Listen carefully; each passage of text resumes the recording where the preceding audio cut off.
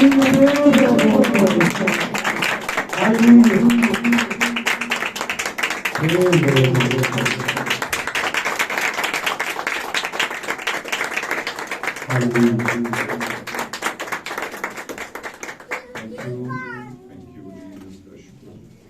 शुक्रिया प्यारे भाई साहब, खुदा आपको बरकत बख्शे उस सारी खिदमत के लिए जो आपने यहाँ पर खुदावन के मसबा के ऊपर उसके लोगों की तैयारी के लिए जो कि कलाम से पहले वर्शिप के बायस की जाती है, उसमें आपने खिदमत का एक खूबसूरत हिस्सा अंजाम दिया। हम इस बात के लिए खुदावन का शुक्र करते हैं कि आपको खुदावन ने ये मौका दिया, और आई हुई तमाम जिंदगियों के लिए भी हम खुदावन का शुक्र करते हैं जिनको खुदावन ने मौका दिया कि अपने वक्त को खुदावन के लिए दे सके, कुर्बान कर सके, ताकि उनका ये जो वक्त है ये खुदा की नजर में कीमती हो सके। हालेलुया। बाज़ औक़ात हमारे पास वक्त होता है, उसकी कोई कीमत नहीं होती। आमीन। हालेलुया। हम वक्त निकाल कर लोगों के पास जाते हैं, हम वक्त निकाल कर लोगों के हम मिलने जाते हैं और चाहते हैं कि वो हमें कीमती जाने, हमें जाने कि ये अपना कीमती वक्त निकाल कर हमारे पास आए, लेकिन हमारे वक्त की कोई कदर और कीमत नहीं होती। हालेलुया। लेकिन परेशान मत होइएगा, एक हस्ती ऐसी है जिस जैसा ना दुनिया में कभी कोई आया ना कभी आएगा, वो मेरा और आपका खुदावंद है जो आपके वक्त को कीमत देता है, कीमती बनाता है। हालेलुया। हालेलुया। अब आपके वक्त की कीमत आपको देगा।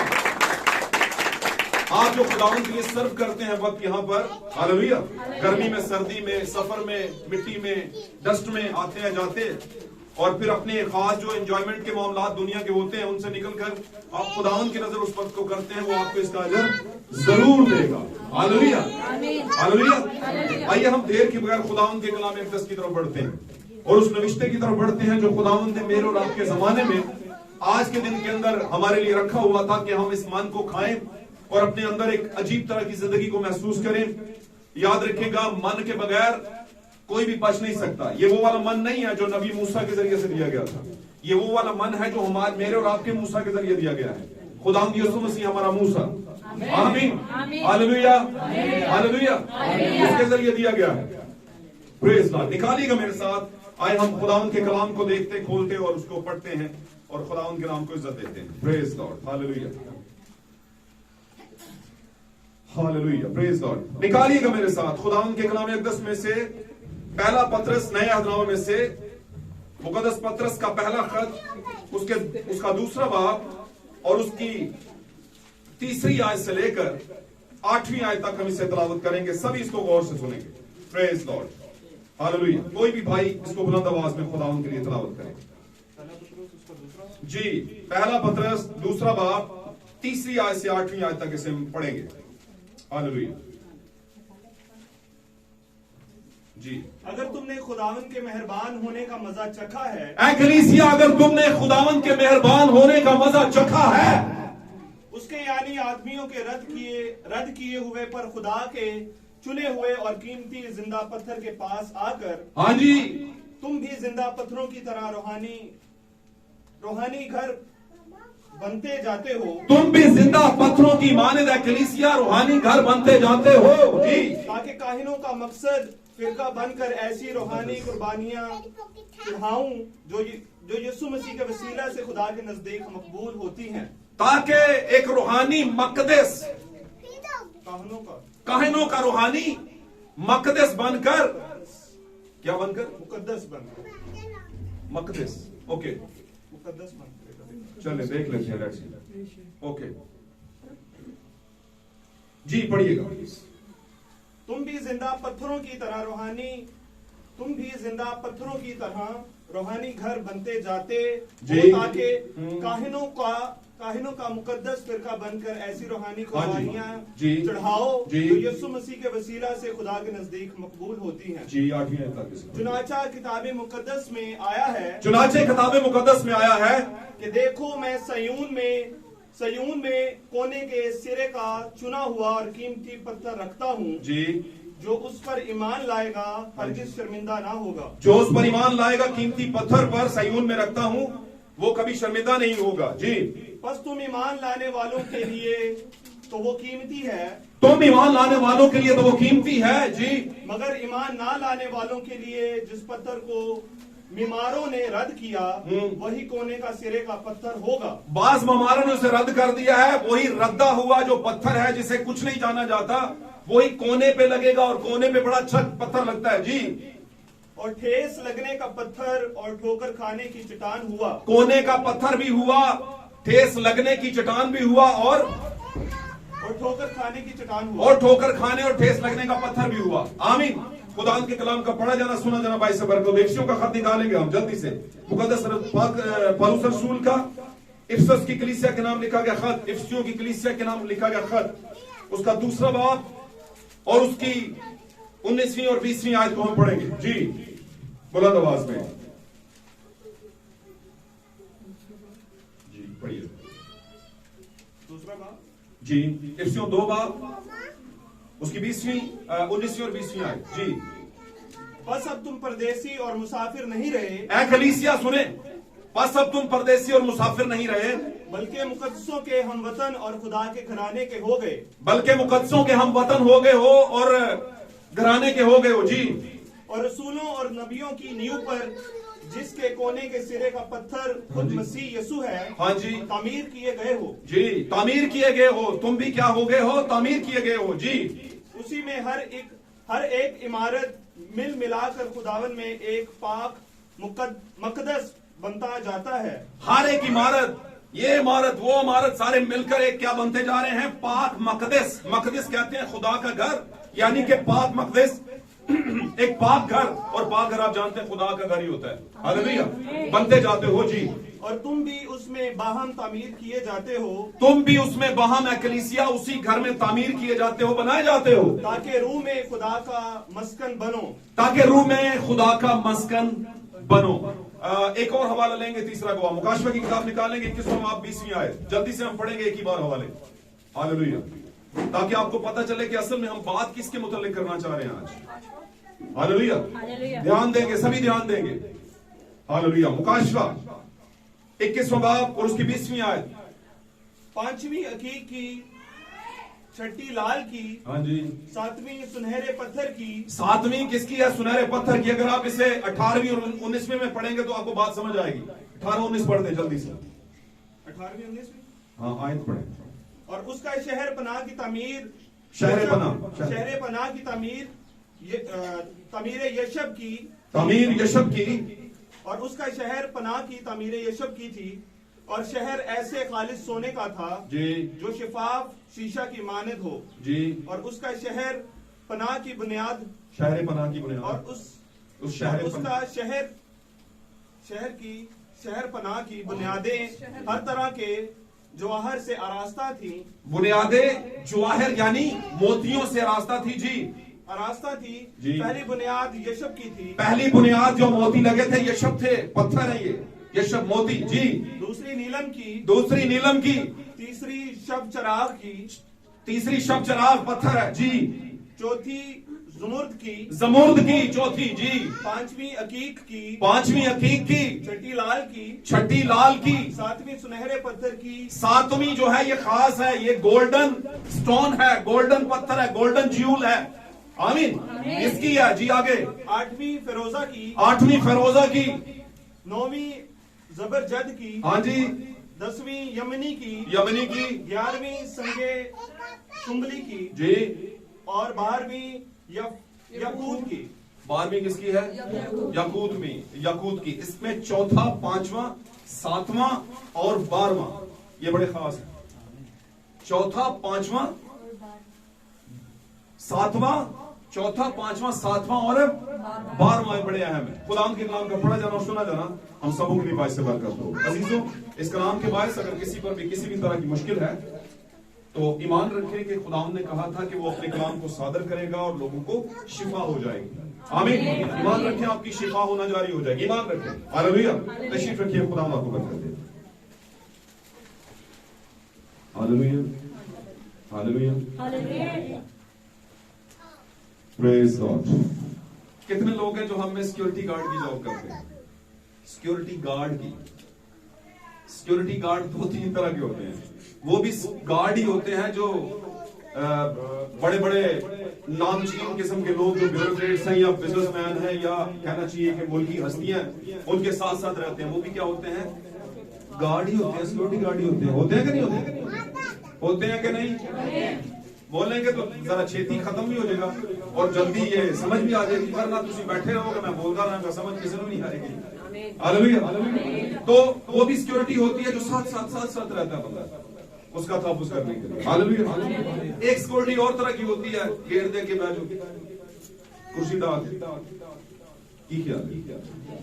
एक सिक्योरिटी और तरह की होती है, शहर पनाह के गिर्द एक बुर्ज कैसे दीवार के अंदर एक छोटी सी वो पालना सा बनाया होता था, छोटी सी, जिसकी के अंदर पंजाबी चौकी तो और चीज है ना बेटा। किस किस बंदे ने ये देखा हुआ है, हमारे जो कैंप्स हैं पाकिस्तान के अंदर, उसके ऊपर भी कुछ लोग बैठे होते हैं, पोस्ट, लेकिन वो पोस्ट बनी कितने होती है? पोस्टें तो जमीन पे भी होती है। वो दीवार के बीच में ऊपर करके चारों साइडों पे उसको कवर किया होता है, बड़ी सी दीवार के साथ। तो पिलर के ऊपर छोटा सा कमरा नुमा एक बंदे के बैठने की जगह होती है, वो वहां पर गन रख के बैठा होता है। आवे हम ये भी गार्ड सिक्योरिटी दे रहा है। क्यों सर? अब बात चलिए तो बात इसका जब समरी बयान होगी फिर आपको पता चलेगा गल किधर चली गई। गल तो ऐसी पत्थर नहीं दे सकते, लेकिन ये भी बात रास्ते की है, इसको भी रख लेते। अच्छा, ये भी है जो ऊपर चढ़ के लगा हुआ, उससे भी कुर्सी दी गई होगी बेचारे को।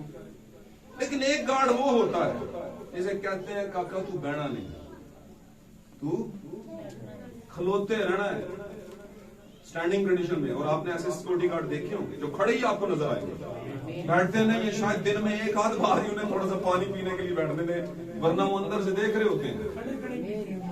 मैं वैसे कह रहा हूं, तो भाई वो हो गई हमारी ड्यूटी, और डंके की चोट पे ड्यूटी करवाते हैं। वो ना करें तो कहते हैं भाई घर चले जाओ।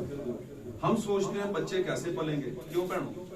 सोचते हैं ना, हमारे मर्द हजरात जो भाई हजरात हैं वो जाते हैं, वो बेचारे चंगी मंदी सारी सुन भी लेते हैं और कहते हैं अच्छा उन्होंने कह रहे खलोता रहो तो खलोता रहो। ठीक है, तो यहां पर भी हमने खड़े रहना है थोड़े टाइम के लिए, 2 से 3 मिनट खुदावंद के लिए कुर्बान करने, खड़े रहने। ये मैं उन लोगों के लिए बात कर रहा हूं जो खड़े नहीं होते। अगर नहीं खड़ा हुआ जाता तो पिलर पास है, पिलर को हाथ रख के खड़े हो जाते। आप किसी बंदे को ऑनर थोड़ी कर रहे हो, कलाम को ऑनर कर रहे हो, कलाम को इज्जत दोगे तो तुम इज्जत देगा। वैसा ही रखो मजाज जैसा कि यीशु का भी। तो यीशु तो कलाम को इज्जत देता था, खुदा को इज्जत देता था। यीशु की जब मैं बात करता हूँ तो ये बदन का नाम है, आपको बताया ना मैंने। तो बदन खुदा नहीं होता, लेकिन जब उस बदन में खुदा आ जाता है तो बदन समेत वो खुदा ही होता है। हालेलुया।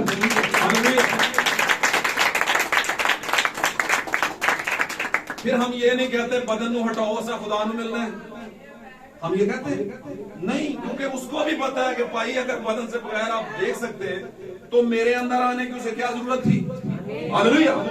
तो आज का मौजू ले लेते हैं, जल्दी से इसे वाइंड अप करते हैं, समझते हैं। आप जरा ब्राइट माइंड से समझ जाइएगा। आज के हमने 3 गवाह उठाए हैं बाइबल मुकद्दस में से, खुदा के इल्हाम के जरिए से जो बयान किए गए। उन 3 गवाहों को हमने पढ़ा। मुकाशफा के 20वें बाब की 21वें पढ़ा, 21वें बाब की 20वीं आयत में पढ़ा। कुछ पत्थरों का जिक्र है जिनको कीमती पत्थर या मोती भी कहा गया है। हालेलुया। और ये 12 पत्थर हैं। ये कितने पत्थर हैं? हमने पढ़ा कहां से?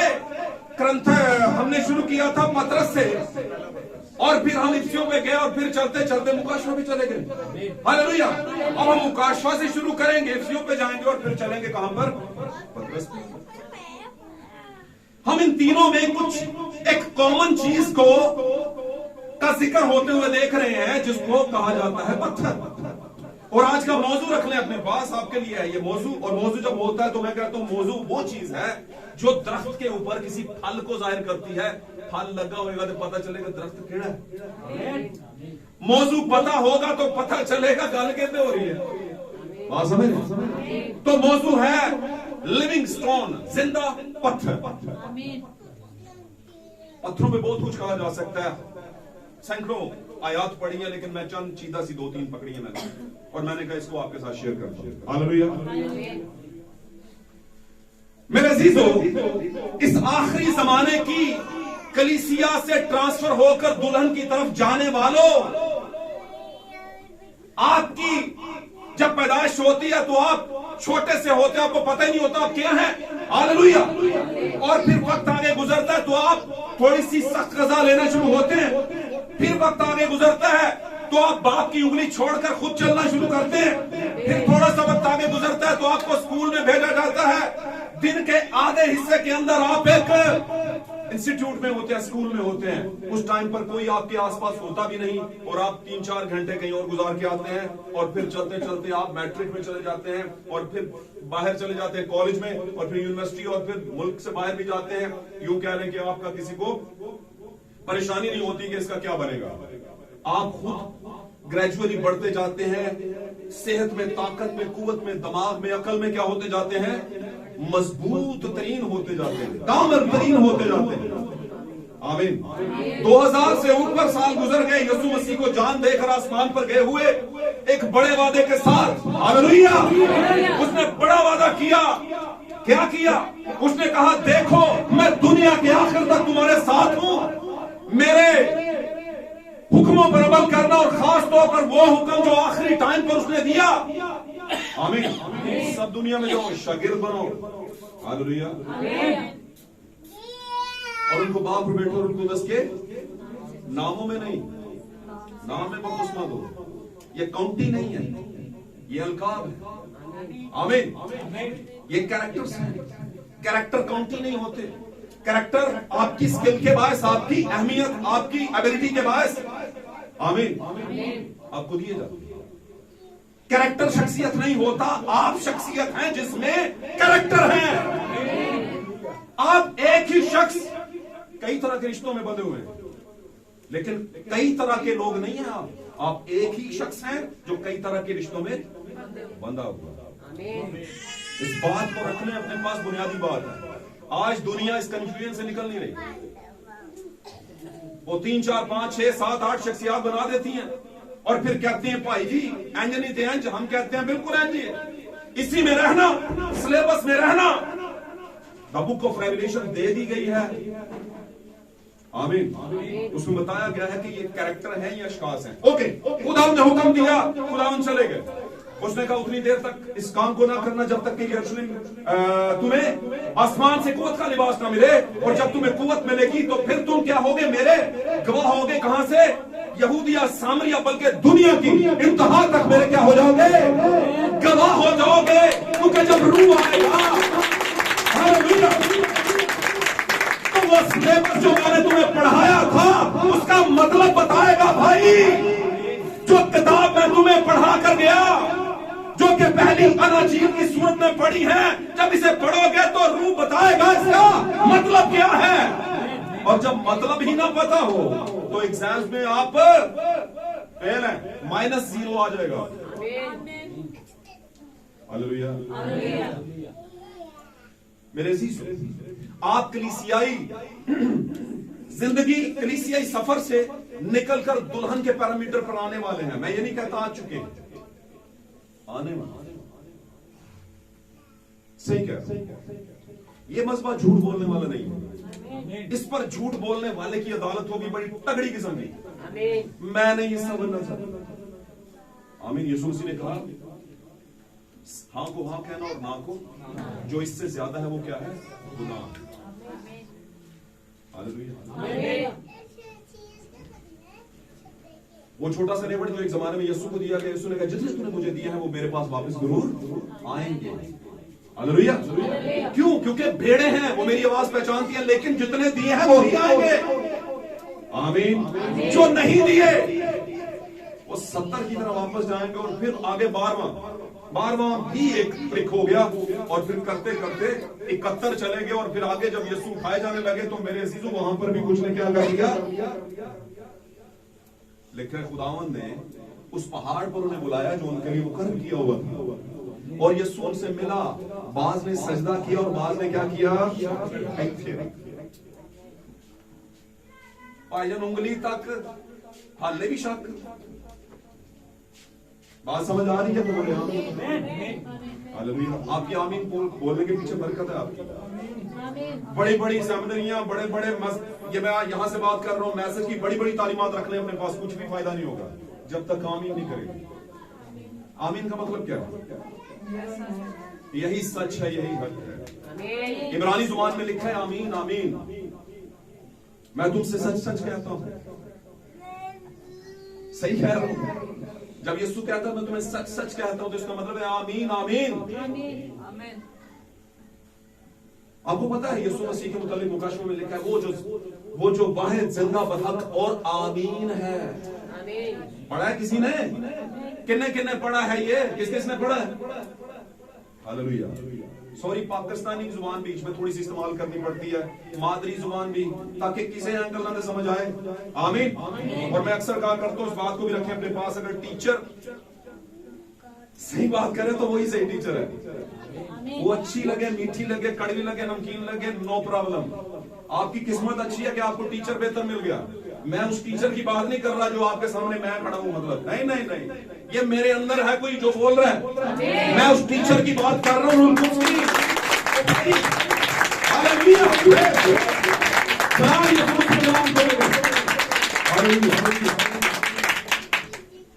किसी समझदार बंदे ने, दानिश्वर ने बड़ी खूबसूरत बात की थी, ध्यान तरीके से सुनिएगा, ध्यान लगा, और आप अपने ऊपर इसे अप्लाई कीजिए। उसने कहा मैं फकत खाक हूं मगर नामे मसीहा से है पहचान मेरी। मैं फकत खाक हूं मगर नामे मसीहा से है पहचान मेरी। यही एक रिश्ता है जो मेरी औकात बदल देता है। यही रिश्ता है, वरना हमारी औकात नहीं। हम में से किसी की कोई औकात नहीं। पाक कलाम में लिखा है तुम बेवजूद थे, कमीने थे, आमीन, बहुत घटिया थे। तुम्हें दुनिया ने रद्द किया हुआ था, आमीन। सिविलाइजेशन जितनी भी आपकी तहजीबें हैं आपको पसंद ही नहीं करती थी किसी ना किसी एंगल से। हालेलुया। लेकिन मैंने तुम्हें चुन लिया क्योंकि तुम रद्दे हुए थे, आमीन। दुनिया की सिविलाइजेशन ने तुम्हें रद्द कर दिया, आमीन। दुनिया अपने आप को अक्लमंद समझती थी, आमीन, लेकिन दुनियावी तौर पर अक्लमंद समझती थी। किसी ने तुम पर ध्यान नहीं दिया, किसी ने तुम पर काम नहीं किया कि ये बचाया जा सकता है, इस पर अगर काम करें तो बचाया जा सकता है। हालेलुया। बस सबने यही कहा बुरा है, बहुत बुरी है, बहुत बुरा है, बहुत ये है, वो है, आमीन। खुदा ने कहा नो प्रॉब्लम, मैं इस कमल को कीचड़ में से बाहर निकालूंगा। हालेलुया। इसकी फ्रेग्रेंस बताया कि क्या कीचड़ है लेफ्ट राइट में। हालेलुया। लेकिन ये मेरा है। कैसे मेरा है? क्योंकि ये निकला है गंध में से, और जो गंध में से निकला है तो ऊपर सूरज है और आफ्ताब सदाकत यीशु है, उस पर क्या कर रहा है? चमक रहा है। हालेलुया। उसके चमकने की हिद्दत से, किरणों की हिद्दत से, उसकी गर्मी से फूल खिल गया, उसकी पंखड़ियां खिल गई। हालेलुया। आप में से हर कोई किसी ना किसी वक्त में खुदावंद को नापसंद होगा, दुनिया को नापसंद होगा। लेकिन मेरे अजीजों याद रखिए, मैं अक्सर कहा करता हूं, दुनिया में जो गंद हो गए, गुनाह हो गए, वो खुदा माफ कर देगा। लेकिन अगर आपने वक्त के कलाम को रद्द कर दिया, वक्त के कलाम की अहमियत को ना जाना, तो कलाम आपको रद्द कर देगा। हालेलुया। यीशु के लहू में इतनी ताकत है कि वो आपका हर तरह का गंद माफ कर सकता है। हालेलुया। यीशु के लहू में इतनी कुव्वत है कि आपके हर तरह के गंद को, कीमती गंद को बर्फ की मानद उजला कर सकता है, कर सकता है। फकत ईमान से उसे छूने की जरूरत है, ईमान से उसे छूने की जरूरत है। हालेलुया। भाई बहनों, अपने चर्च में गीत गाया करते थे जब कलाम की तैयारी का गीत होता था। हमने कभी नहीं गाया, लेकिन एंड टाइम मैसेज भी जितने भी कलीसियां हैं वो गाती हैं। अंग्रेजी का गीत है, only believe, everything is possible, only believe. ईमान रखो, हर चीज मुमकिन है, ईमान रखो। तो मेरे अजीजों, मैं आपसे ये बात कहने की कोशिश कर रहा हूं कि इस जमाने के अंदर जो रद्दे हुए थे उनको खुदावंद ने चुना, और चुनने के बाद उनको एक जगह पर लाया। हालेलुया। हालेलुया। जब चुनकर लाया उनको एक जगह के ऊपर, और जगह के ऊपर लाने के बाद फिर प्योरिफिकेशन का अमल चला तो 70 वापस हो गए, फिर प्योरिफिकेशन का अमल चला तो 1 वापस हो गया, फिर प्योरिफिकेशन का अमल चला। हालेलुया। हालेलुया। तो बास ने शक करना शुरू कर दिया, आमीन। लेकिन याद रखिए, खुदावंद जब एक बार नेमत देता है तो उसे वापस नहीं लेता। बहुत से लोग कहते हैं भाई जी याद रखियो, खुदा पादरी बनाता है ना ते वापस भी ले लेंदा है। लेकिन कहां पे लिखा, किधर लिखा? और हवाला देते हैं साउल का। भाईजान साउल किथों दा पादरी सी? कौन सा साउल वाला? पुराने अहदनामे का साउल बादशाह। हालेलुया। वो भाईजान कैरेक्टर पे आए, 5 खिदमतों के अंदर बताए मुझे, जिसको दी उससे वापस ले ली। कहां पर है? नहीं ली। वो खिदमत उसके अंदर सो गई, डेड हो गई। आमीन। वक्ती डेड। और जब बैटरी लगी रूह कुद्दस की चार्ज हुआ तो वो एक्टिवेट हो गई। आमीन। आप में से हर एक खुदा के चुनाव के अंदर हो सकता है। आमीन। मैं इसका फैसला नहीं कर सकता, लेकिन आपका फल, आपका कैरेक्टर बताएगा, आपकी कुर्बानी बताएगी, आपका टाइम सैक्रिफाई बताएगा, आपका टाइम जो कुर्बान करते हैं खुदावन के लिए। हालेलुया। आपका लगाओ। हालेलुया। दाऊद कहता है मुझे खुदा के घर की लो लगी। लो पता है किसे कहते हैं? लो एक लफ्ज है उर्दू का, लत लग जाना। बच नहीं सकता मैं सिगरेट के बगैर। वो कहते हैं मुझे लो लगी, मैं चाहता हूं, देखो मैं महल में रहता हूं। आमीन।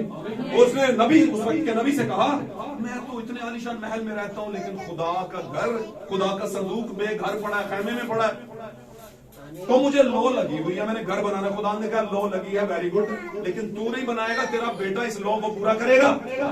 हालेलुया। अब मुझे एक बात बताएं, मुझे लो लगी हुई है खुदावन के घर को आपको तामीर करने की। आमीन। हालेलुया।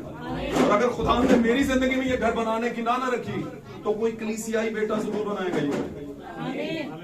मुझे नहीं पता, क्योंकि ये जिस्मानी फर्जंद नहीं होते, ये कौन से होते हैं? रूहानी। आमीन। हमारा काहिन रूहानी है। आमीन। उस काहिन की हैकल रूहानी है। हालेलुया। उसकी बीवी रूहानी है जिसको लेने आ रहे हैं। हालेलुया। तो उसके बच्चे कैसे गैर रूहानी हो सकते हैं? वो भी स्पिरिचुअल है, वो भी रूहानी है। हालेलुया। अब कौन रूहानी है ये मुझे नहीं पता। हाँ, तब पता चलेगा जब उस दरख्त के ऊपर फल देखूं। अगर फल नहीं ना हुआ तो मैं बहुत दफा कहता हूं अगले 12 साल और 24 साल हो जाए, 12 दफा कितने होंगे? 24 और 12 साल गुजर जाए, इस कुर्सी पे वही आएगा जो इसके काबिल होगा। कल नू पादरी नू लोग उल्टा सीधा कह रहे हो चंगा पादरी बना गया, वो खुदा दे बंदे चलो आपी ते लिखदा भी सी, ਇਹ ਕਿਹੜੀ ਸ਼ੈ ਨੂੰ ਛੱਡ ਗਿਆ ਇੱਥੇ ਸਾਡੇ ਸਿਰ ਤੇ? क्या ख्याल है? तो क़यादत अगर गलत आ जाए तो ले डूबती है सबको। आमीन। रहनुमा गलत आ जाए तो ले डूबता है सबको। पाकला में लिखा है आपका निगमान क्या है? नो मुरीद ना हो, कच्चा पुना ना हो। कच्चा पुना तो तुसी नहीं खाते, खाते हैं कोई पूरी तरह अंडा पकाया भी नहीं। आजकल तो वैसे उल्टा सिस्टम हो गया, कहते हाफ फ्राइड खाऊंगा। साढ़े घर देसी के अंदर नहीं नहीं नहीं की स्मेल आती पी, पूरा पकाओ। क्या ख्याल है? फिर अफादियत बताना शुरू कर देते हैं तो फायदा बहुत है। और भाई मैं क्या करूं, कभी खाया नहीं। आमीन। अब बात करने का मतलब ये है कि आपको अपनी जिंदगी पर गौर करना है। औरत और मर्द होने से कोई फर्क नहीं पड़ता, लड़का लड़की, कम पढ़ा लिखा, बड़ा पढ़ा, ज्यादा पढ़ा लिखा होने से कोई फर्क नहीं पड़ता, अमीर होने गरीब होने से कोई फर्क नहीं पड़ता। इन बातों को रखना अपने पास। हालेलुया। सब भाई बहनों से बात है। जब आपको खुदा का रूप पकड़ेगा और आपको बोलेगा ये बोल, आमीन, ये है कि वो खुदा का। हालेलुया। किसी डावल स्पिरिट में ना हो, एक कोट ला के नाल ही जनाब मुझ में रूह आ गया। हालेलुया। तो आपको ये चीजें देखनी है, समझनी है, जाननी है। हालेलुया। आपको पता है दुनिया में सबसे ज्यादा लोग पीछे क्यों हुए? क्योंकि जब वो डिसीजन लेते हैं तो डिस्कस करना शुरू कर देते हैं। आपने डिसीजन ले लिया कि मैं ईमानदार बनूंगा, और कहां पर बनूंगा? मैसेज के जरिए से बनूंगा, एंड टाइम मैसेज में बनूंगा।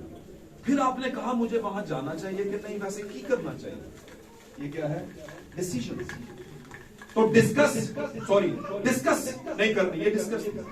आपने जब एक बार फैसला ले लिया तो उसका मशवरा नहीं लेना किसी से। आमीन। यार उधर तो ये भी मना करते हैं, उधर तो वो भी मना करते हैं, यार उधर तो ये भी बीमारी है, वो भी बीमारी है। किस तरह की धक्कियां उसी किस्म की कलीसिया में जाकर बैठ गई। क्या ख्याल है? क्या ख्याल? आमीन। तो भाई आपने करना क्या है? वैसे कलाम सुनना ही तो है। अगर ईमान पैदा हो जाए तो खुदावंद का वादा पूरा होगा कि ईमान सुनने से पैदा होता है और सुनना मसीह के कलाम से। और अगर आप मैंने कौन सी कोई कुछ चीज पकड़ी हुई है, क्या ख्याल? और अगर लोगों का तनाजुल करेंगे आप अपने इस चर्च के साथ, तकाबुल करेंगे, मुकाबला करेंगे, तो लोग तो उठा के कहते हैं मैं नहीं पाई पीछे का नहीं। क्या ख्याल? हमारे एक भाई थे, बातें करने वाली है, हमारे एक भाई थे लाहौर में, वहां पर यहाँ पिंडी से कुछ भाई चले गए खादम। उन्होंने कहा भाई जी प्रोग्राम करवा रहे हैं आइएगा। उन्होंने कहा भाई नहीं आना। उसने कहा क्यों नहीं आना? गौर ना सुने। उसने कहा भाई जी आपके बाल लंबे हैं। उसने कहा भाई मेरी मजबूरी है। उसने कहा व्हाटएवर, कुछ भी हो। नहीं, उसने कहा मजबूरी नहीं। उसने कहा मैंने कुछ सोच रखा है कि यहां तक मैंने बाल छोटे नहीं कराने इस टाइम पर। वो भाई बड़े जुनूनी थे लाहौर वाले। उन्होंने कहा भाई जी ऐसे नहीं चलेगा, हम आपके प्रोग्राम में नहीं आ सकते क्योंकि आपकी लीडरशिप में प्रॉब्लम है। आप लोगों को नजरिए अच्छे नहीं आते तो आपका कलाम क्या सुनेंगे लोग? और फिर लोग कहेंगे एंड टाइम में ऐसे जानते भी लोग होंगे। तो बदनाम आपने पूरे के पूरे टब्बर को कर दिया, फैमिली को कर दिया, मैसेज की फैमिली। हालेलुया। तो कुछ भी करना है तो सोच लेना है कि कौन से स्कूल में पढ़ते हैं आप। कहीं यह ना हो कि प्रिंसिपल भी नहीं होना। बात समझे? ओके। जिंदा पत्थर, मेरे इफिसियों के खत में जो लिखा हमने देखा, मुकाशवा से शुरू करें। मुकाशवा में 12 पत्थर है और ये 12 पत्थर आप जानते कौन है? ये 12 पत्थर कौन है? बोलिए। 12 शिगिर। हालेलुया। वैसे तो ये 24 बुजुर्ग हैं, 12 पुराने और 12, लेकिन बुनियाद किन की रखी गई? 24 की? नो, 12। और वो 12 कौन थे? यीशु मसीह के ज़रिए असर आगे आने वाले। Hallelujah, hallelujah. चलते हैं। अब ये यीशु मसीह के ज़रिए असर आने वालों में यहूदा इस्करियोती नहीं है, उसकी जगह पे अरमतिया। हालेलुया। अरमतिया है या मतिया है? बट थोड़ा सा मुझे मतिया। ओके, खुदा मदद कर दे। तो वो 12वां पूरा हो गया और ये 12 वो पत्थर हैं जिनके ऊपर क्या खड़ी है? खूबसूरत किस्म की हैकल जो आसमान में दिखाई गई वो खड़ी है। हालेलुया। इसमें 7वां सुनहरी है। अब इन 12 के अंदर भी एक मुकाशवा छुपा हुआ है। भाई ब्रानम कहते हैं 5 का अदद फजल का अदद। 5 का अदद क्या है?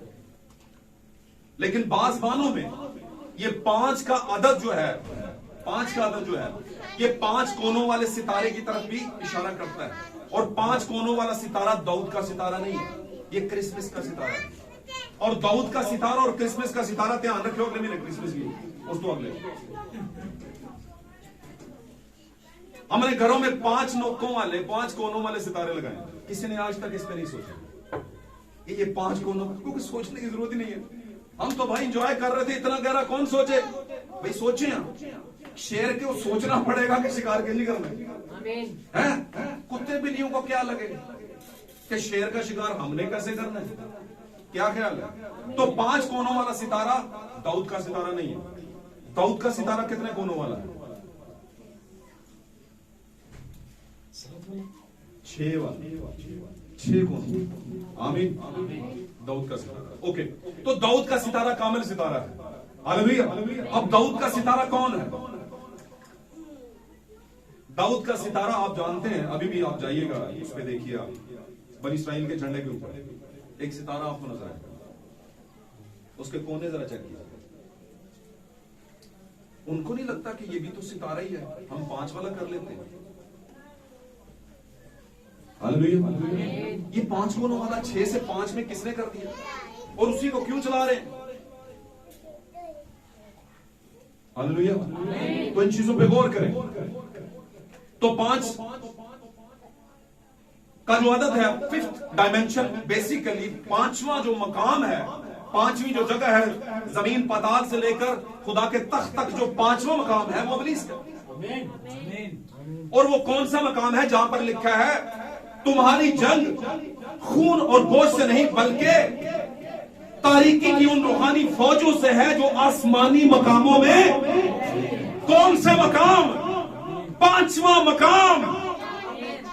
हालेलुया। ये जब अय्यूब के दौर के अंदर लिखा है, खुदा के बेटे खुदा के हजूर में हाजिर हुए और इब्लीस भी वहां पर आया। कहां पर आया? क्या खुदा के तख्त के सामने? हाथ खड़ा कीजिए। बाइबल में तो यही लिखा है, खुदा के बेटे आए। कौन आए? फरिश्ते। आमीन। खुदा के बेटे फरिश्ते हैं। हालेलुया। और अय्यूब की किताब सब किताबों से पुरानी है। ये भी मैं आपको बताऊं, पैदाइश से भी पहले की। वो के पैदाइश ने जिक्र उससे पहले का किया है। हालेलुया। लेकिन फिर भी अय्यूब की किताब पुरानी बात करती है। हालेलुया। तो क्या हुआ? लिखा खुदा के बेटे आए। बात को रख लीजिएगा अपने पास। और इब्लीस भी आया और खुदा ने पूछा किधर से आया है और किधर को जाता है भाई? हालेलुया। उसने कहा दुनिया की सैर सूर करता आ रहा हूं भाई, कोई पकड़या जाए लाजी। उन्होंने पाजन उधर किधर? इधर। क्या ख्याल है? इधर नू कहता अच्छा सैर करता आया, मेरे बंदा अय्यूब को जानता है, देखा है? उसने कहा वेरी गुड, देखा है जनाब, मैं कुछ कर नहीं सकता। उसने कहा क्यों? उसने कहा बाढ़ लगाई है तूने, वो हटा जरा, फिर मैं देखता हूं तेरे मुंह पर तेरी तकफीर करता है कि नहीं करता। तो भाई यही तकफीर की डिमांड तो उसकी बीवी ने की थी, और उसकी बीवी में कौन बोल रहा था? वही जो कह रहा था तकफीर करता है कि नहीं करता। अब ये तकफीर का मतलब है कुफर बकना। तू कुछ नहीं है खुदा, तेरे अंदर कोई बात नहीं है, पिछले 12 साल से गुर्बत में धकेला हुआ खुदा, ऐसा कह। जब तू ऐसा कहेगा तो ये कुफर होगा खुदा के ऊपर। और खुदा कुफर बकने वाले को, आपको पता ना, खुदा रूह है और लिखा जो रूह के खिलाफ उसको कभी भी माफ नहीं किया। कुछ गुनाह ऐसे हैं जिनकी माफी है, लेकिन कुछ की नेवर कभी भी नहीं होगी। बात समझ आ रही है? तो बोलो आमीन। हालेलुया। तो क्या हुआ? ये 5वीं डायमेंशन पे पाकला में लिखा है, आगाज में खुदा ने उसे उठा के बाद नीचे फेंका हुआ था, तो फिर ऊपर कैसे चला गया? बोलिए जरा। इसका मतलब है वो तख्त के पास नहीं जा सकता, क्योंकि तख्त तो 7वीं डायमेंशन में है। आपको पता है? तो फिर 6वीं में क्या है? 5वीं में इब्लीस है, वहां तक जा सकता है ये। आमीन। वो कल को समझ आ रही है? किस किस को आ रही है? हालेलुया। जीते नवाज ने गन्नम खोल रखे हो, आए भाई शायरी करनी। हालेलुया। मैं पाताल से शुरू कर रहा हूं, जहां पर पहले रूहें थी, वो है पहली डायमेंशन। हालेलुया। उसके ऊपर जमीन, उसके ऊपर फजा। आमीन। हालेलुया। हालेलुया। कुल मिला के ये 7 डायमेंशन है, 7 जगहें हैं, 7 मकाम हैं, जहां पर 7 तरह की चीजें हैं। हालेलुया। और इसमें से 5वीं जगह जो है वहां तारीकी है, इब्लीस है। वहां जाकर लटक जाती हैं बीच से और आवाज देती हैं, उस भाई ने ये किया। रसूल कहता है वो जो हमारे भाइयों पर इल्जाम लगाता था गिरा दिया गया। वहां से इल्जाम लगाता है भाई मुश्ताक, भाई साबर, बाप फलाना, उसने ये कर लिया। क्या करेगा? उसे पता है ये तो आदल है, ये तो सजा देगा। वो कहता है ठीक है, उठता है और जो ही आग बरसाना लगता है, सजा देने लगता है, तो आगे देखता है बेटे का लहू के बायस छोड़ दो इसे। बेटे का लहू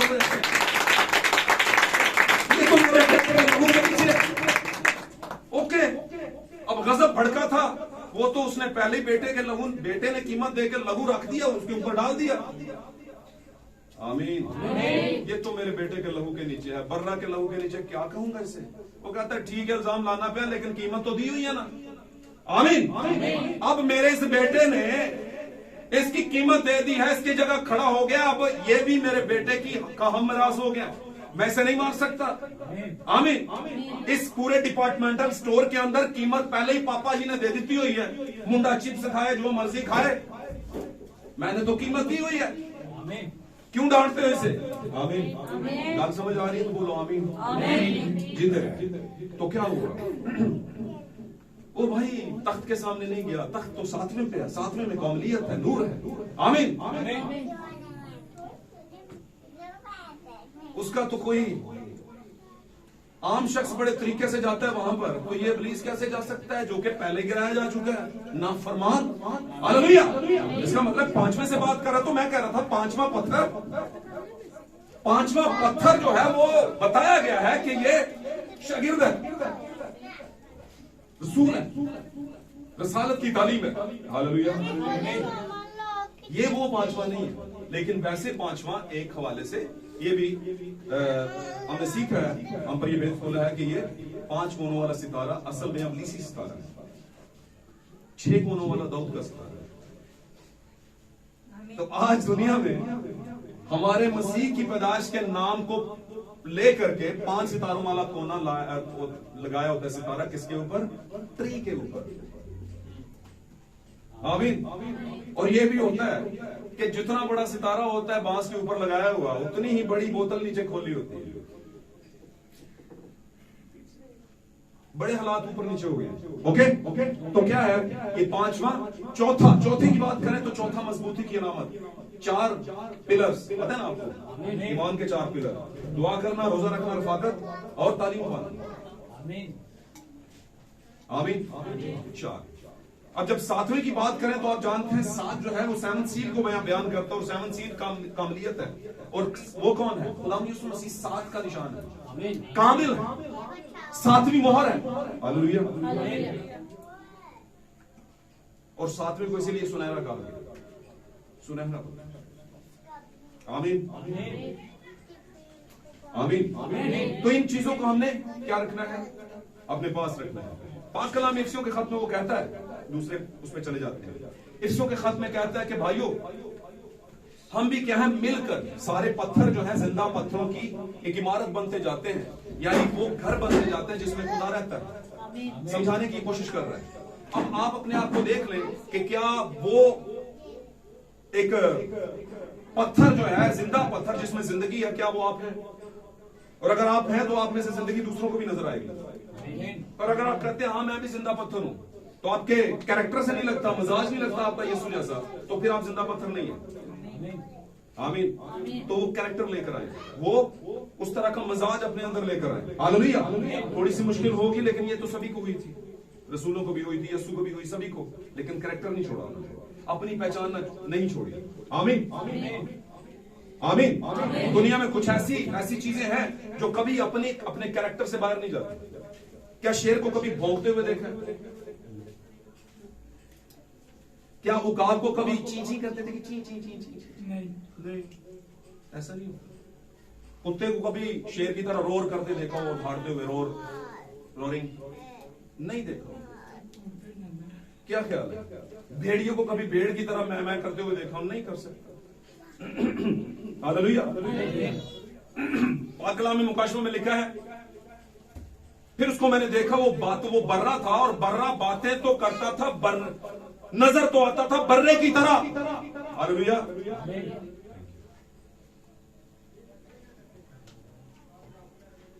कहता है वो शख्स जो गुनाह का शख्स था, वो बना हुआ था बर्रा,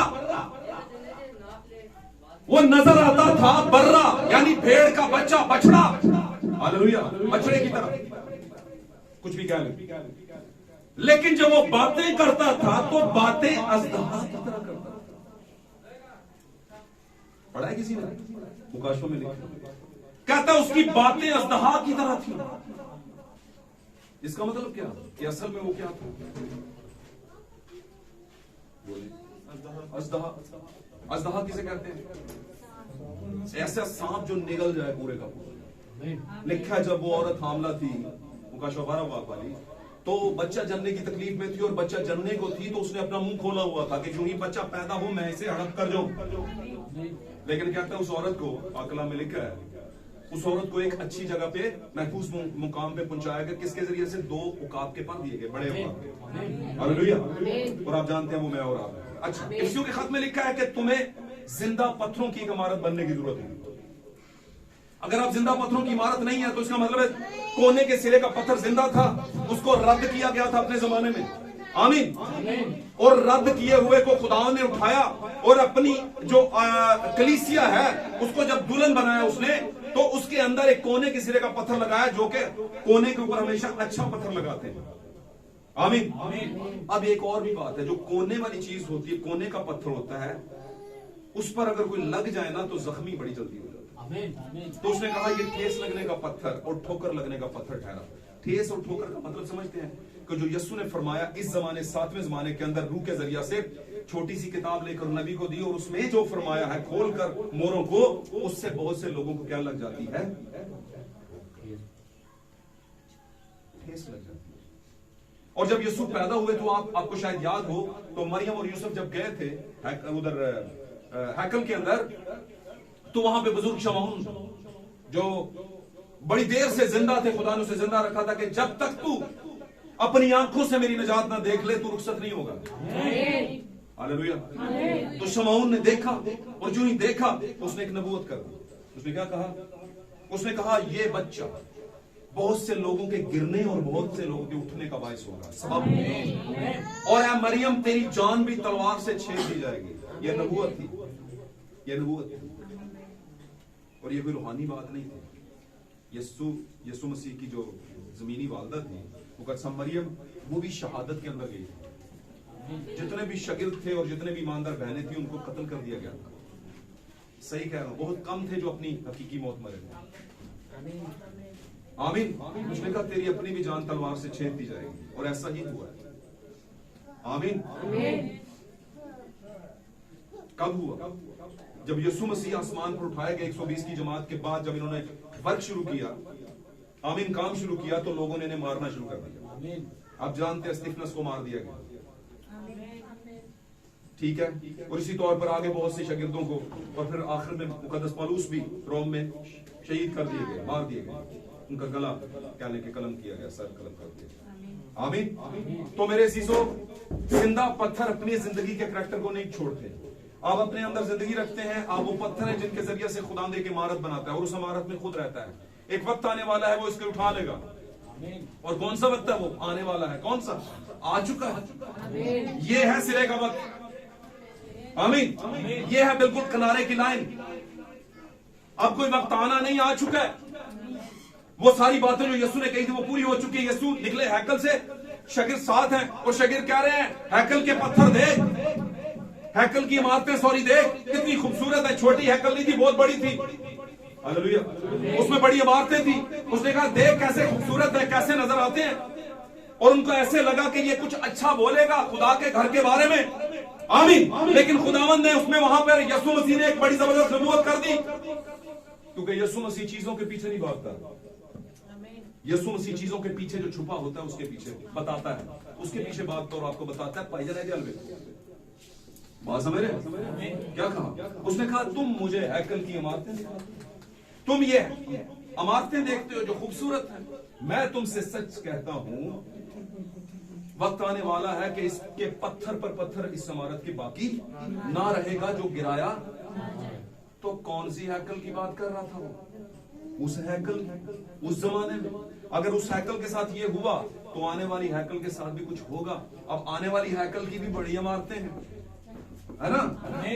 शमशाबाद वाला गिरजा, सेंट थॉमस वाला गिरजा, ब्लू एरिया वाला, सदर चौक के अंदर विक्टोरिया वाला जो ब्रिटिश वो थी उसका गिरजा, है ना? और फिर इनके अंदर जो लोग बसते हैं उनकी अपनी अपनी इमारतें, अपनी अपनी तामीरात बनाई है उन्होंने कहा नहीं, कोई भी नहीं बचेगा, कोई पत्थर बाकी नहीं रहेगा। मैंने बताया आप पत्थर हैं, और इसी तरह कुछ जिंदा पत्थर और कुछ मुर्दा पत्थर हैं। कुछ बिल्डिंगें मुर्दा पत्थर की बनी हुई हैं, जिन पर पत्थर से पत्थर पर पत्थर बाकी नहीं रहेगा। खुदा ने कहा था, आमीन। और उसने कहा ये मेरे आने के दिनों में होगा। ये मत्ती 24 बाब में लिखा हुआ है, पढ़ लीजिएगा उसको जाके, आगाज ही में लिखा हुआ है। हालेलुया। और मत्ती 24 बाब में तो आखिरत का जिक्र है। मत्ती 24 बाब तो बयान करता है दुनिया की तबाही कैसे होगी, कैसे होने वाली है। आमीन। और यीशु ने अपनी दूसरी आमद में इस बात को बता दिया हुआ है। और आप जानते हैं कि दिन ब दिन इमारतें खूबसूरत से खूबसूरत होती जा रही हैं। वो कौन सी इमारतें? गिरजे, चर्च, कलीसियाएं, अमीर से अमीर तरीन, खूबसूरत तरीन। आमीन। पिछले दिनों में मैंने जिक्र किया था, बाय द वे किया था। उस बात के पीछे कोई लंबा मतलब नहीं था, शॉर्ट मतलब था। आज के पास्टर्स अब्रॉड जाते हैं, अब्रॉड जाना गुनाह नहीं है, अच्छी बात है, लेकिन मैसेज भी तो ठीक हो। क्या प्रीच करने जाते हैं, और कुछ तो प्रीच करने नहीं जाते। जाइए आप सोशल मीडिया के ऊपर देखिएगा, बात सीधी सी है, पूरी दुनिया की कौमें जब देखती हैं कि ये इनके प्रीचर्स हैं और उनके वहां पर ऐसे हालात देखते हैं, तो वो कहते हैं भाई साइया वेख्या है, साइया के लीडर में असि जानने कैसे हैं। बात समझ रहे? तो भाई अगर प्रीचिंग ही करने चले हैं तो प्रीचिंग वाला बीज तो सही हो। नहीं, आपके पास प्रीचिंग वाला बीज नहीं है, तो फिर क्या प्रीचिंग? लेकिन वो प्रीचिंग करवाने भेजता कौन है? वो हमारा जो उसने बनाई होती है वो भेजते हैं। आमीन, हालेलुया। इन बातों को रखें अपने पास। तो यहां पर वो कह रहा था इफ्सियों के खत में कि एक ऐसी इमारत बनते जा रहे हैं, या ऐसी इमारत बने, आमीन, जिसके अंदर कोने की सिरे का पत्थर लगा, और वो यीशु है। हालेलुया। आप जानते होंगे आजकल जो इमारतें बन रही हैं वो बिल्कुल पैदाइश की किताब के 11वें बाब की तरह की बन रही है। पैदाइश की किताब के 11वें बाब में क्या हुआ था? कौन कौन जानता है? कोई नहीं जानता। चलिए मैं बता रहा हूं। वहां पर लिखा है जब आगाज ही में जमीन पर आदमी बढ़ने लगे, आमीन, और जमीन पर सबकी एक ही बोली और एक ही जुबान थी, हालेलुया, तो वो मुल्क सनार में आए और वहां पर आकर उन्होंने कुछ सोचा। उन्होंने कहा कि हम यहां पर बस जाते हैं, आमीन, और वहां पर उन्होंने क्या किया? बुर्ज बनाने की सोची, हालेलुया। और जब बुर्ज बनाने की सोची तो इस्तेमाल क्या किया वहां पर? पाक कलाम में लिखा मेरे अजीजों, उसके अंदर आपके लिए भेद है। लिखा उन्होंने पत्थर की जगह ईंट इस्तेमाल की। हालेलुया। पत्थर की जगह ईंट, तो मजबूत घर तो पत्थर का बनता है। और कैसे इस्तेमाल की? बनाई उन्होंने ईंट, ब्रिक्स बनाई, और उनमें उनको आग में तपाया, और वहां पर लिखा चूने की जगह उन्होंने क्या? गारा इस्तेमाल किया। यानी एक ऐसा बुर्ज जो गिर सकता है, जो गिर सकता है, और जिसको खुदा देखकर वो खास कुछ नहीं हुआ, खास क्या हुआ ही नहीं। और दिमाग में क्या था? खुदा तक पहुंचेंगे। ये खुदा तक पहुंचने के लिए बुर्ज क्यों बना लिया? खुदा तो इस बुर्ज से खुश ही नहीं की, समझे? अगर कोई थक गया तो पीछे सीट्स हैं, उधर बैठ जाए। बस मैं इसको खत्म कर रहा हूं। तो खुदा उस बुर्ज से खुश नहीं। आज भी कलीसियाओं का बुर्ज बना हुआ, पता है आपको? कलीसियाओं का बुर्ज बना है, और इस कलीसियाओं के बुर्ज के सबसे फाउंडेशन में कौन है? रोमन्स है। रोमन रिलीजन, रोमन स्पिरिट से पैदा की हुई बनाई हुई कलीसिया, आमीन। और उसके ऊपर चलते चलते चलते चलते बहुत ऊंचाई तक ये खुदा तक पहुंचने की कोशिश कर रहे हैं। और लिखा है खुदा उतरा फिर इस बुर्ज को देखने के लिए, और उतरा और उनसे खुश नहीं हुआ, और उनकी जुबानों में क्या डाल दिया? इख्तलाफ डाल दिया। हालेलुया। आज एक बंदा दूसरे के चर्च पर कब्जा करने का क्यों सोच रहा है? एक कलीसिया दूसरी की तालीम क्यों नहीं मान रही? क्यों? क्योंकि उनको उनकी जुबान समझ, बात समझ आ रही? एक पादरी की कलीसिया को दूसरे पादरी की कलीसिया की जुबान समझ क्यों नहीं आती? क्योंकि जुबानों में बिगाड़ पड़ा है स्पिरिचुअल टावर ऑफ बैबलियन बनाने से। बाबल का रूहानी बुर्ज बन चुका है। इस वजह से हर बुर्ज का अपना फ्लोर, हर एक फ्लोर की अपनी एक पहचान है, जुबान है। बुर्ज के अंदर हर एक फ्लोर है, जितने भी फ्लोर बने हुए हैं उनकी अपनी एक पहचान और अपनी एक डॉक्ट्राइन और सेमिनरी है, जिसको समझ दूसरे नहीं सकते। समझे भी तो समझना नहीं चाहते। जुबानों में क्या हो गया हुआ है? बिगाड़ हो गया। खुदा ने एक बड़ी जबरदस्त बात की, उसने 120 की जमात से ये बिगाड़ खत्म किया। रूल को तो सूत्रा और सबको समझ आना शुरू हो गई। तो गाल समझ आंडी है। लिखा है वहां पर हर जुबान वाला शख्स खड़ा था, हर इलाके से आया था, जो यरूशलेम से यहूदा मतलब यहूदी आए थे, वो सब समझ रहे थे कि ये क्या गैर जुबान में बोल रहे हैं। तो इसका मतलब क्या? खुदा ने जुबान का बिगाड़ खत्म कर दिया, सही कर दिया। लेकिन इब्लीस जो पकड़ के बंदा थोड़ी, उन्होंने क्या बिगाड़ उस वक्त आपने डाला था, अब मैं डालूंगा। उस वक्त मेरे किए को तूने खराब किया था, अब तेरे किए को, और कर रहा है वो खराब। उसने कहा एक फ्लोर हमने बनाने की कोशिश, बुर्ज बनाने की कोशिश की थी, है ना। उसने तो उसको तो तूने गिरा दिया, लेकिन ये स्पिरिचुअल बुर्ज जो बनेगा अब, इसको गिरा के दिखा। हालेलुया। लेकिन याद रखें, खुदा के सामने जो इंसान से नामुमकिन है वो खुदा से मुमकिन है, खुदा बना सकता है। हालेलुया। और आज कलीसियों का बुर्ज बना हुआ है। कोई एक पादरी दूसरे की शक्ल देखना गवारा नहीं करता। एक कलीसिया का मेंबर दूसरे को खींच रहा है और तान रहा है, उसको बहुत से प्रॉब्लम है। आमीन। जुबान समझ नहीं आती, वो कहते हैं जी असी ताड़ी गल नहीं मानते। आप क्या समझाते हैं, पढ़ाते हैं, हमारी अकल में नहीं बैठता। हालेलुया। आमीन। तो खुदावंद खुश नहीं। तो खुदावंद चाहता है कि आप वो पत्थर बने जो हकीकी पत्थर है। मैं थोड़ा सा आगे ले जाता हूं। पत्थर को खुदावंद ने कहा तू पतरस है। उससे पहले वो क्या था? शमौन। उसने कहा शमौन बरयूना, मुबारक है तू। हालेलुया। क्योंकि ये वाली बात जो तुझ पर जाहिर हुई है, ये खून और गोश्त यानी किसी इंसान ने नहीं बताई, बल्कि मेरे आसमानी बाप ने बताई, यानी रूह ने। यीशु का बाप कौन था? रूह को उसके कुदरत से तेरे हाँ बेटा होगा। यीशु का बाप कौन था? उसने कहा मेरे बाप ने, यानी रूह ने तुझे बताई है। हालेलुया। जब रूह ने बताई है तो क्या है? तू आपसे क्या है? पतरस है। अब यहां पर ना पतरस है पे डॉट लगा दे, इसका मतलब है यहां तक फिक्रा हो गया मुकम्मल, फुल स्टॉप लगा दे। फिक्रा क्या हो गया? पीछे वाला आज से तू क्या है? पतरस है। और आगे दूसरा फिक्रा शुरू कर लें, और मैं इस पत्थर पर अपनी कलीसिया कायम करूंगा। ये दूसरा फिक्रा है, ये पतरस के लिए नहीं है। लोग कहते हैं नहीं नहीं नहीं, ये पतरस के लिए है। उसने कहा देख तू पतरस है और मैं इस पत्थर पर अपनी कलीसिया कायम करूंगा। देखो जी, पतरस पर कलीसिया कायम है। नेवर एवर, खुदा कभी भी किसी इंसान पर कलीसिया कायम नहीं करता। जो जगमगाने वाला हो, जो तीन बार इंकार करने वाला हो, उस पर कलीसिया कायम नहीं हो सकती। उसको इख्तियार तो दिए जा सकते हैं, लेकिन कलीसिया खुदावंद अपने मुकाशफा यानी पत्थर पर कायम करता है। उसका पत्थर उसका मुकाशफा है, और उसका मुकाशफा जिंदा पत्थर है। और आज जिसके पास मुकाशफा है ना, वो जिंदा पत्थर है। और इन जिंदा पत्थरों से खुदावंद का घर बन रहा है, जिसमें खुदा रहता है। हालेलुया। क्या तुम नहीं जानते कि तुम जिंदा खुदा का मकदस हो? अगर कोई मेरे मकदस को बर्बाद करेगा तो मैं उसे, उसने कहा इस पत्थर पर पत्थर बाकी नहीं रहेगा। आमीन। दाऊद के जमाने में हैकल बन रही थी, लिखा है सलातीन की किताब में लिखा है। आमीन। सलातीन के 5वें बाब 7वें बाब के अंदर सॉरी लिखा हुआ है, वहां पर जाके आप पढ़िएगा, वहां पर लिखा है फिर हैकल की तामीर के लिए दूर दराज से पत्थर मंगवाए गए, निकाल कर लाए गए। कहां से? पहाड़ों से, अलग अलग जगहों से। आमीन। ताड़े जो कोई पलाटा का होएगा, है ना, होएगा ना, कोई नारोवाल का होएगा, कोई लाहौर का होएगा, कोई गुजरावाला का होएगा, कोई कितों का होएगा, कोई कितों का होएगा। इत्थे आज किंज बैठे हो भाई जी? क्यों बैठे हैं? पत्थरों को निकाल कर खुदा लेकर आए अपना घर बनाने के लिए। भाई आपके इलाके में कौन से गिरजे खत्म हो गए थे?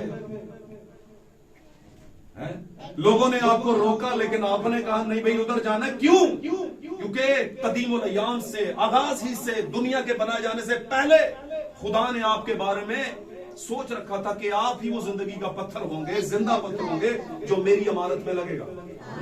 हालेलुया। खुदा ने आपके लिए ठहरा रखा था। ऐम ही कुछ नहीं होता दुनिया में। आमीन।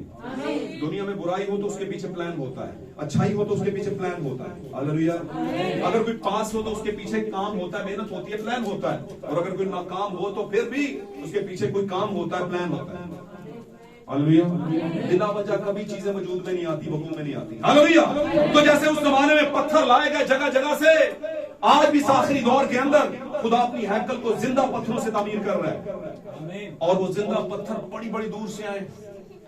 हालेलुया। और इसको अगर मैं अब्रॉड कर दूं तो अमेरिका के अंदर, अफ्रीका के अंदर, आमीन, डेनमार्क के अंदर, न्यूयॉर्क के अंदर, कहीं पर भी दुनिया के अंदर जहां जहां भी मैसेज बिलीवर है, जगह जगह से लाया गया पत्थर है जो खुदा अपनी हैकल को तामीर करने के लिए बना रहा है। और ये सारे जब यीशु आएगा अपनी बीवी को लेने के लिए, तो ये सारे इकट्ठे हो जाएंगे। रंग, जात, इलाका, आमीन, बोली कोई अहमियत नहीं रखती। अहमियत क्या रखता है? जिंदा पत्थर, पत्थर जिंदा किसी के नहीं। तो जिंदगी में होना जरूर है। आमीन। पतरस ने कहा, बड़ी खूबसूरत बात पतरस ने की कि हमें उस जिंदगी में आने की जरूरत है जो खुदा। इसको पढ़ दें एक बार दोबारा, पास या तो पढ़ दें, पास या तो पढ़ दें, जल्दी से पढ़ें, इसको वाइंड अप करें, खत्म करें, टाइम बहुत ज्यादा हो चुका है, 12:15 हो गया जी। पहला पतरस 2 की 3-4 पढ़िए बस। पहला पतरस 2 बाब की 3-4। अगर तुमने खुदावन की मेहरबान होने का मजा चखा है, हाँ जी, और उसके यानी आदमियों के रद्द किए हुए पर खुदा के चुने हुए और कीमती जिंदा पत्थर के पास आकर तुम भी जिंदा पत्थरों की तरह रूहानी घर बनते जाते हो। आमीन आमीन। अब उसने कहा कि क्या तुमने मजा चखा है खुदा की बख्शिश का? अब खुदा की बख्शिश का मजा हम सब ने चखा। उसकी बड़ी बख्शिश क्या है? क्या बपतिस्मा लेना? हाँ हाँ ठीक है, लेकिन बपतिस्मा लेके भी तो कोई लोग आगे नहीं बढ़ते। नहीं, बपतिस्मा लेके तो आप शामिल हुए हैं भाईजान। अब आपकी सुनी जाएगी, बस इतना है। पहले आपकी सुनी नहीं जाती थी, बपतिस्मा लेने के बाद सुनी जाएगी। लेकिन अगर आपके पास जिंदा पत्थर यानी मुकाशफा ना हुआ तो आपको मजा नहीं है, पता नहीं है कि जिंदगी का मजा क्या है, बख्शिश का मजा क्या है। बख्शिश इनाम को कहते हैं। आमीन। खुदा ने दुनिया से ऐसी मोहब्बत रखी कि उसने अपना इकलौता बेटा बख्शिश के तौर पर बख्श दिया, ताकि जो कोई उस पर ईमान लाए, जो कोई एनीबॉडी उस पर ईमान लाए, हलाक ना हो बल्कि हमेशा की। ये है जिंदा पत्थर की जिंदगी। हालेलुया। उसने कहा तुम भी जिंदा पत्थरों की एक इमारत बनते जाते हो। यीशु को रद्द किया गया, तुम्हें भी रद्द किया जाएगा। हालेलुया। तो मेरे आज हमने सीखा, आज का हमारा मौजू था लिविंग स्टोन, जिंदा पत्थर। जिंदा पत्थर लिविंग स्टोन कोई और नहीं है। अगर आप खुदा के साथ इस आखिरी जमाना में खड़े हो जाते हैं मजबूती के साथ, आमीन, इस बैटल ग्राउंड के अंदर, ये पिकनिक पॉइंट नहीं है, यहाँ पर पिकनिक नहीं मनाने आए हम। आमीन। अब दुनिया की पिकनिक खत्म होने वाली है, इसलिए हमें जान लेना चाहिए कि अब ये बैटल ग्राउंड है, ये जंग का मैदान है। किसके साथ? इंसानों के साथ नहीं, तालीमात के साथ जंग है भाई, तालीमों के साथ। अब तालीमों में क्या है, क्यों करें जंग? सबको भाई भाई होना चाहिए, वेरी गुड होना चाहिए, लेकिन तालीम है कि हमें अलग करती है। आमीन आमीन। तालीम ही तो थी। यीशु ने कहा जिंदगी की रोटी मैं हूं, 70 निकल गए। उन्होंने कहा एक ही है, ये कलाम नागवार है, इसे कौन सुन सकता है?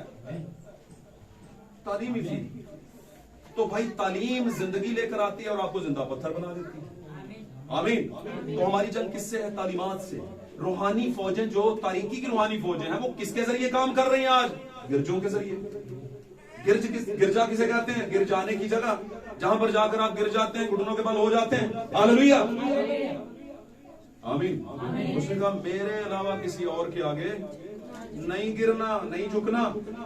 आमीन। हम ईमान रखते हैं कि आज के कलाम ने आप पर असर किया होगा और आप जान गए होंगे कि जिंदा पत्थर कौन है? हम ही तो हैं। और हमसे खुदावंद एक इमारत बनाना चाहता है जो कि रास्ते में है। अगर किसी में जिंदगी थी और उसने जिंदगी को जाया किया तो दोबारा आज जिंदगी मिली है, उसको अपने पास रखें, अपने अंदर आने दें, और आप जिंदगी के पत्थर हो जाएंगे और फिर खुदावंद की इमारत बनेगी और खुदावंद अपनी इमारत में रहा करेगा। हालेलुया। फिर आप जहां भी जाएंगे आपकी जिंदगी होगी। खुदावंद के नाम का अपना